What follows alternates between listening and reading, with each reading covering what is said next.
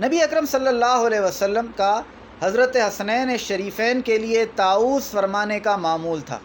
چنانچہ حدیث شریف میں ابن عباس رضی اللہ تعالیٰ عنہ سے مروی ہے کہ جناب کریم صلی اللہ علیہ وسلم حضرت حسن اور حسین رضی اللہ تعالیٰ عنہ کے لیے طاؤس فرمایا کرتے تھے اور فرماتے تھے میں تم دونوں کو ہر شیطان سے اور ایذا رسا جانور سے اور ہر دکھ دینے والی نظر سے اللہ تعالیٰ کے کلمات کاملہ کے ساتھ پناہ میں دیتا ہوں۔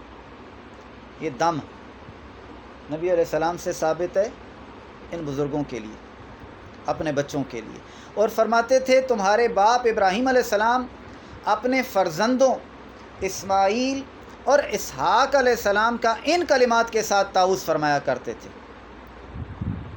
یہ آپ پڑھ بھی چکے ہیں، اعوذ بکلمات اللہ التامات من کل شیطان وہامۃ ومن کل عین لامۃ، حدیث شریف میں الفاظ آئے ہیں۔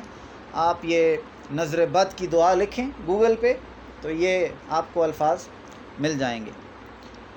اس روایت کو امام بخاری رحمہ اللہ نے بھی بیان کیا اور ان کے استاد المصنف ابن ابی شیبہ نے جلد نمبر 8 صفحہ 49 میں بیان کیا۔ اسی روایت کو مسند امام احمد ابن حنبل نے جلد 1 صفحہ 236 پر بھی بیان کیا۔